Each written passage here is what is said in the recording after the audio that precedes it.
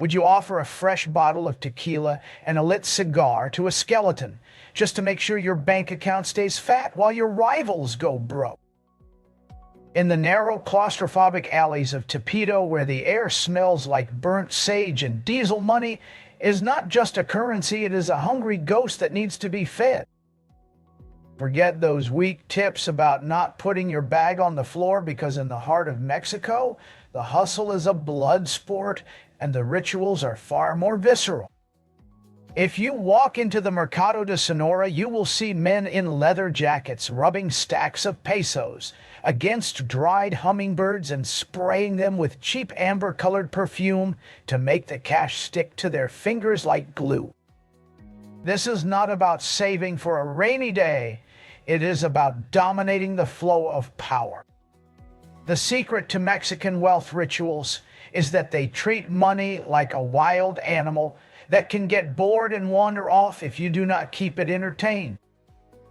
In the underground shrines of Santa Muerte, the followers do not just pray, they negotiate. They blow thick clouds of tobacco smoke directly onto their banknotes and wipe the bills across the cold statues of the narco saints. They believe the energy of the saint transfers into the paper, making it magnetic.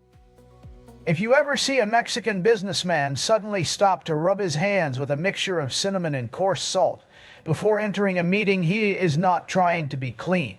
He is creating a physical barrier so the wealth he touches cannot escape through his pores. They call it the golden sweat.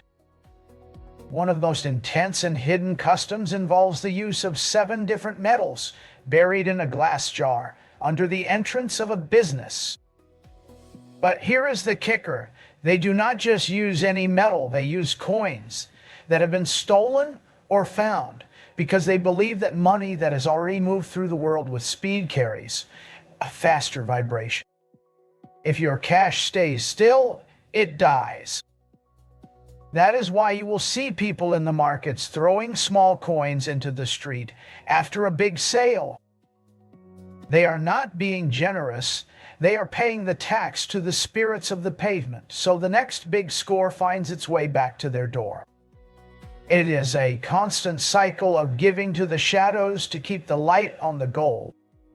Then there is the darker side of the taboo.